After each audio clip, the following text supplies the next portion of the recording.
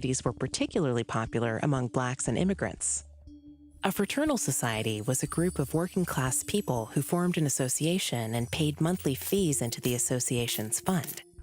Individual members would then be able to draw on the pooled resources in times of need. There were a great many societies to choose from.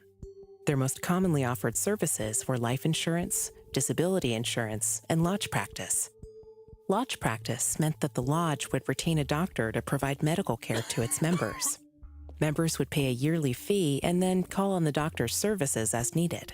If members were unhappy with the doctor, the contract might not be renewed. Most remarkable was the low cost at which these medical services were provided. At the turn of the century, an average worker's daily wage would pay for a year's worth of medical care, much cheaper than on the regular market. Yet, licensed physicians competed vigorously for lodge contracts, perhaps because of the security they offered. This competition kept members' costs low. The response of the medical establishment, both in America and in Britain, was one of outrage. Many saw it as a blow to the dignity of the profession that trained physicians should be eagerly bidding for the chance to serve lower-class tradesmen. Such low fees, many doctors complained, were bankrupting the medical profession. Socially inferior people were setting physicians' fees. Voluntarism in Action, a philanthropic organization, raised over $250,000 in 2019 for hundreds of people in need.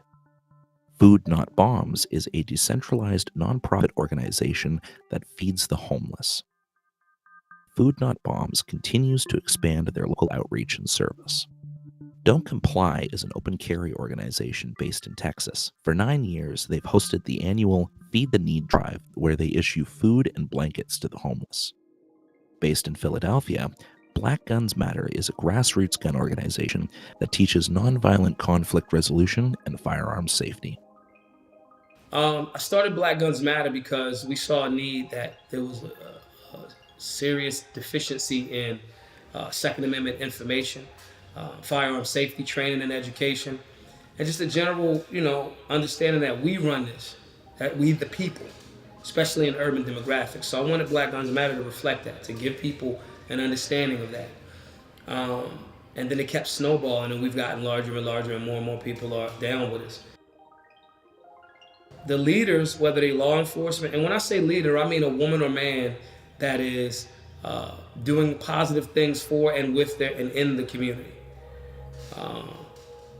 Whether they politicians or whether they clergymen and women or whether they, just guys, OGs, guys that did some time, they got some credibility. They love what we're doing. They know what time it is. They know the racist roots of gun control.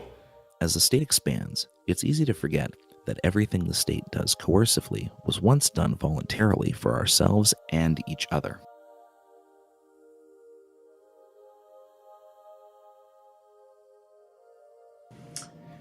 If you're interested in individual liberty and personal freedom, I would say the most important thing is learning yourself, learning what you want. I think some people don't want freedom. Some people don't want personal liberty. Some people want to be told what to do. Some people want to be regimented. Some people want to be cogs in a machine or work in a cubicle for a boss or be a member of an army.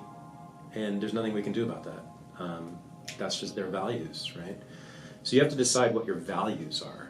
What do you value in life? Do you value the freedom to move your body wherever you want to move it, however you want to move it? Do you value the freedom to say whatever you want to say, whenever you want to say it? You don't have to worry about having a huge number. You don't have to get 50 or 60% of the people to agree. You just need about 10% of the people who are energetic and are thought leaders and put the information out. I think once you convinced enough people that a free society would work, it would be preferable to the current one. Whatever particular mechanism is used to get there is just going to be a whole lot easier, whether it's seasteading or secession. If you were to tell somebody in 1840 that we were going to abolish slavery across the West in the next 25 years, it would have seemed crazy. People worried who would pick the cotton, just like they worry today who will build the roads. But we can go to a much better place. We can actually be morally consistent. You don't have to live in this world where you pick which criminal you think is going to be slightly better than the other one. We all know they're all criminals. We all know this. People don't like politicians. People know who they are. Yeah, everybody has these skills and things that they're good at. Just go for it. Like, give it a shot. Definitely in the age of social media, you can be a content creator like it's tomorrow. You know what I mean? Like, just do it. Just give it a shot. See what happens. If you fail, you don't do that good. You never know. It may be a hit with a circle of people. Just go for it. Give it a shot.